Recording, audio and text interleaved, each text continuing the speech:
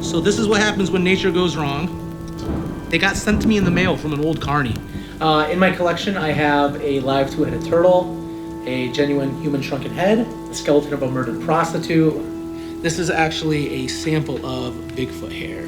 Nearly 100 Ouija boards, items said to be cursed, haunted, spirit photos, 50 freak animal specimens, psychic signs, and so far none of it has gone bump in the night. I sleep like a baby.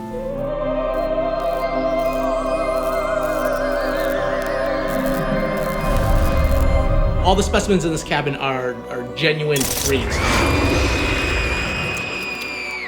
This is actually a Cyclops pig's skull. Cyclopia is my favorite abnormality. I think I have 4 two-headed turtles. This is actually a Cyclops pig. What is this one? The reason I really like freak specimens, 1, because they're monsters and monsters are cool, but 2, I think it complements my collection as far as cryptozoology goes, because it's proof and evidence that these monsters could be a natural creature where something just went completely wrong. It doesn't have to be a fantastical beast. It could be, nature fucked up. Bigfoot might just be a hairy dude, you know? Like, I want this stuff to be real, I really do.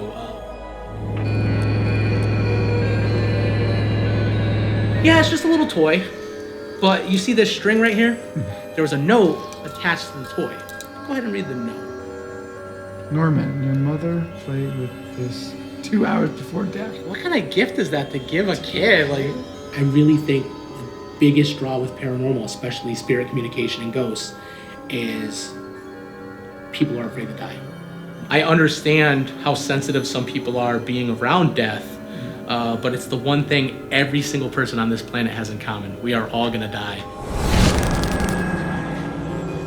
This is a piece of artwork that was actually done by a spirit through the help of a medium on a piece of slate during a seance. This is one of the coolest talking board devices, but it is very, very poorly designed.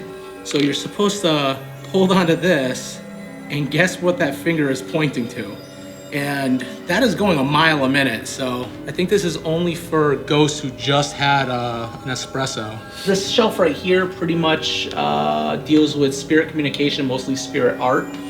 This is an example of spirit writing. Clearly they don't care for penmanship on the other side. This gentleman right here is Reverend Jim Fosgate. He was a spiritualist reverend. He practiced spirit drawing, where he would get images of spirit guides, ghosts, and stuff like that, and he would draw them, and these are actually the tools that he used to draw.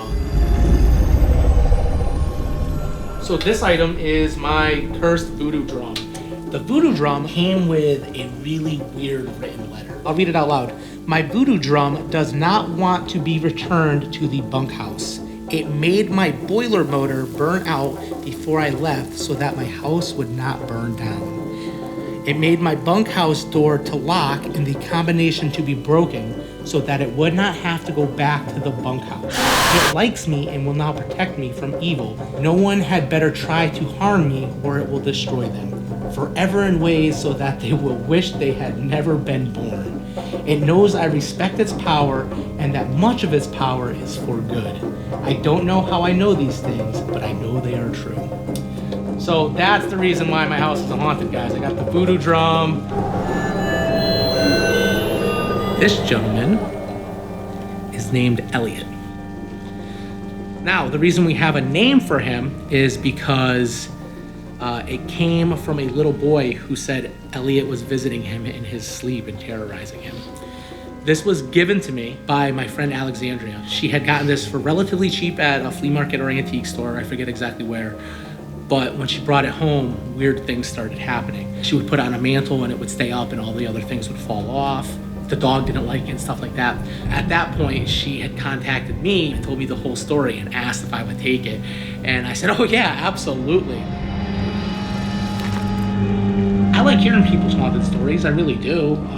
Especially if they've got something cool related to it that I could buy from them and put on a shelf. I'm the skeptic who wants to walk alongside the paranormal investigators and I want to see what they see, you know? I think I'd really have to see with my own eyes like a full-body apparition. I'd have to see the kid who's possessed floating above a bed and stuff like that. I would love my walls to bleed, please. Monique over here is a member of the family. This is probably one of the best female relationships I've ever had in my life. Monique came with a story. Said she came from Paris, France, and she was a prostitute. She was stabbed by another prostitute, and it wasn't uncommon for people who didn't have money for burials back then to be donated to science. I'm probably the first person who doesn't have a PhD donor. One of the biggest beliefs in paranormal is that a tragic or violent crime leaves a psychic stamp on an area. So here I have a victim of a very tragic and violent crime, and I haven't seen her manifest yet. My big belief with the paranormal is that humans forget how much we still are like animals. Big concepts like death, the afterlife, stuff like that. Because we can think it can eat us alive. I think we just rot in the ground, man. Like, I know every second on this planet is very, very precious, and I gotta use it wisely. So yeah, I spend it collecting Ouija boards.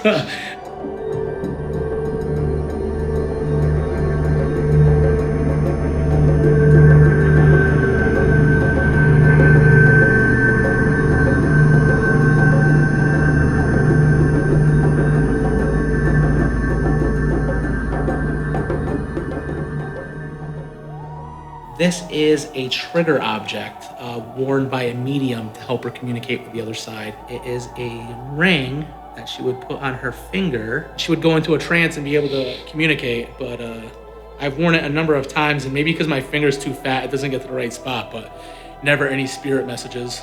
I haven't gone into the dead zone yet.